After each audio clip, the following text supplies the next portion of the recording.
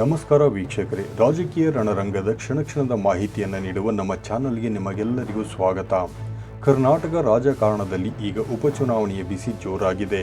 ಆದರೆ ಈ ಚುನಾವಣೆಯ ನಡುವೆಯೇ ಒಂದು ದೊಡ್ಡ ಸುದ್ದಿ ಸಂಚಲನ ಮೂಡಿಸ್ತಾ ಇದೆ. ಅದು ಬೇರೆ ಯಾರದ್ದೂ ಅಲ್ಲ, ಸದಾ ತಮ್ಮ ನೇರ ನುಡಿಯಿಂದಲೇ ಸುದ್ದಿಯಲ್ಲಿರುವ ಉತ್ತರ ಕರ್ನಾಟಕದ ಹುಲಿ ಬಸನಗೌಡ ಪಾಟೀಲ್ ಯತ್ನಾಳ್ ಅವರದ್ದು. ಬಿಜೆಪಿಯಿಂದ ಉಚ್ಚಾಟಿತರಾಗಿದ್ದರೂ ಯತ್ನಾಳ್ ಅಖಾಡ ಬಿಟ್ಟಿಲ್ಲ. ಬಾಗಲಕೋಟೆಯಲ್ಲಿ ಅವರು ನಡೆಸುತ್ತಿದ್ದ ಪ್ರಚಾರ ಈಗ ರಾಜ್ಯ ರಾಜಕಾರಣದ ಗಮನ ಸೆಳೆದಿದೆ. ಕೇವಲ ಪ್ರಚಾರ ಮಾತ್ರವಲ್ಲ, ತಾನು ಮುಖ್ಯಮಂತ್ರಿಯಾಗುವ ಬಗ್ಗೆ ಯತ್ನಾಳ್ ಒಂದು ಹೊಸ ಲೆಕ್ಕಾಚಾರವನ್ನು ಬಿಚ್ಚಿಟ್ಟಿದ್ದಾರೆ. ಹಾಗಾದರೆ ಏನಿದು ಯತ್ನಾಳ್ ಅವರ ಜೆಸಿಬಿ ಪಾರ್ಟಿ ಕನಸು? ಕುಮಾರಸ್ವಾಮಿ ಅವರನ್ನು ಇವರು ಯಾಕೆ ನೆನಪಿಸಿಕೊಳ್ಳುತ್ತಿದ್ದಾರೆ? ಈ ಎಲ್ಲದರ ಕಂಪ್ಲೀಟ್ ಡೀಟೇಲ್ಸ್ ಇವತ್ತಿನ ಈ ವಿಶೇಷ ವರದಿಯಲ್ಲಿದೆ. ವಿಡಿಯೋವನ್ನು ಕೊನೆಯವರೆಗೂ ನೋಡಿ. ಬಾಗಲಕೋಟೆ ಅಖಾಡ ಮತ್ತು ಯತ್ನಾಳ್ ಎಂಟ್ರಿ. ಬೈ ಎಲೆಕ್ಷನ್ ಅಖಾಡ ಅಂದರೆ ಅಲ್ಲಿ ಆರೋಪ ಪ್ರತ್ಯಾರೋಪಗಳು ಕಾಮನ್. ಆದರೆ ಬಾಗಲಕೋಟೆಯಲ್ಲಿ ಬಿಜೆಪಿಯ ಶೈಲಿಯೇ ಬೇರೆಯಾಗಿದೆ.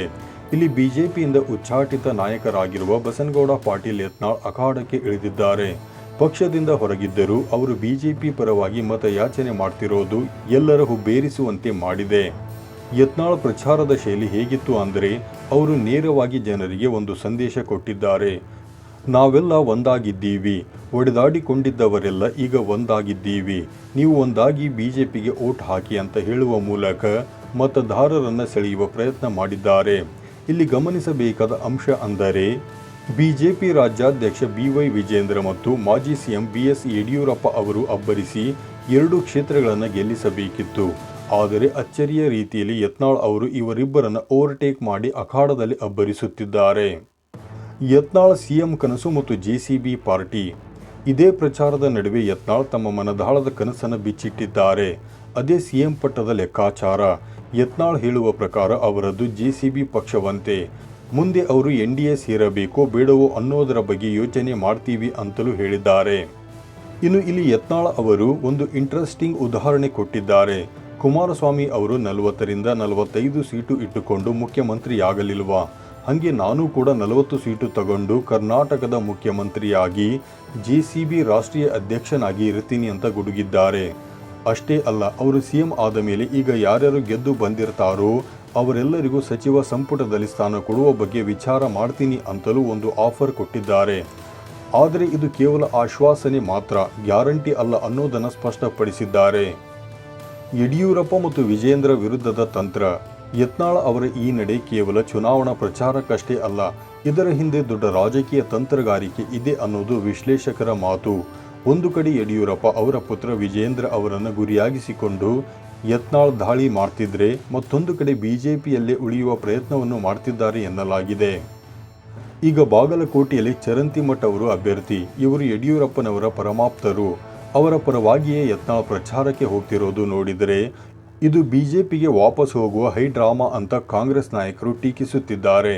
ನೇರವಾಗಿ ಬಿಜೆಪಿಗೆ ಹೋಗ್ತೀನಿ ಅಂತ ಹೇಳೋಕೆ ಆಗದೆ ಈ ತರಹ ನಾಟಕ ಮಾಡ್ತಿದ್ದಾರೆ ಅನ್ನೋದು ವಿರೋಧ ಪಕ್ಷದ ಆರೋಪ. MB ಪಾಟೀಲ್ ಮತ್ತು ರಾತ್ರಿ ಸಂಚಿನ ಆರೋಪ. ಯತ್ನಾಳ್ ಅವರ ಭಾಷಣದಲ್ಲಿ ಕಾಂಗ್ರೆಸ್ ನಾಯಕ MB ಪಾಟೀಲ್ ಅವರ ಹೆಸರು ಪ್ರಸ್ತಾಪವಾಗಿದೆ. MB ಪಾಟೀಲ್ ಅವರನ್ನು ಸೋಲಿಸಬೇಕು ಅಂತ ಅಲ್ಲಿ ಯಾರೋ ರಾತ್ರಿ 1 ಗಂಟೆಗೆ ಮುಸುಕುಧಾರಿಯಾಗಿ ಹೋಗಿ ಪ್ರಚಾರ ಮಾಡ್ತಿದ್ದಾರೆ ಅನ್ನೋ ಗಂಭೀರ ಆರೋಪವನ್ನು ಯತ್ನಾಳ್ ಮಾಡಿದ್ದಾರೆ. ಸ್ವಾಭಿಮಾನಿ MB ಪಾಟೀಲ್ ಅವರೇ, ನೀವು ಅಲ್ಲಿಗೆ ಹೋಗಬೇಡಿ ಅಂತಲೂ ಆಗ್ರಹಿಸಿದ್ದಾರೆ.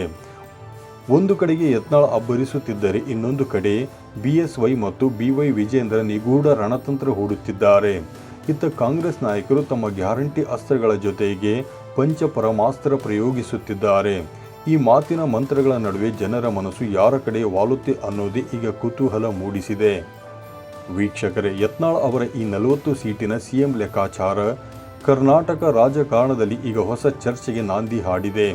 ಬಿಜೆಪಿ ಒಳಗೆ ನಡೆಯುತ್ತಿರುವ ಈ ಒಳಬೇಗುದಿ ಮತ್ತು ಕಾಂಗ್ರೆಸ್ ನೀಡುತ್ತಿರುವ ತಿರುಗೇಟು ಮುಂದಿನ ದಿನಗಳಲ್ಲಿ ಯಾವ ತಿರುವು ಪಡೆಯುತ್ತೆ ಕಾದು ನೋಡಬೇಕು. ವೀಕ್ಷಕರೇ, ನಿಮಗೇನನ್ನಿಸುತ್ತೆ? ಯತ್ನಾಳ್ ಅವರ ಜೆಸಿಬಿ ಪಾರ್ಟಿ ಕನಸು ನನಸಾಗುತ್ತಾ, ಅಥವಾ ಇದು ಕೇವಲ ಬಿಜೆಪಿಗೆ ವಾಪಸ್ ಹೋಗಲು ಮಾಡುತ್ತಿರುವ ತಂತ್ರವಾ? ನಿಮ್ಮ ಅನಿಸಿಕೆಗಳನ್ನು ಕಮೆಂಟ್ ಬಾಕ್ಸ್ನಲ್ಲಿ ತಿಳಿಸಿ. ಈ ವಿಡಿಯೋ ಇಷ್ಟವಾಗಿದ್ದರೆ ಲೈಕ್ ಮಾಡಿ, ಶೇರ್ ಕೂಡ ಮಾಡಿ ಮತ್ತು ನಮ್ಮ ಚಾನಲನ್ನು ಸಬ್ಸ್ಕ್ರೈಬ್ ಮಾಡೋದನ್ನು ಮರೆಯಬೇಡಿ. ಧನ್ಯವಾದಗಳು.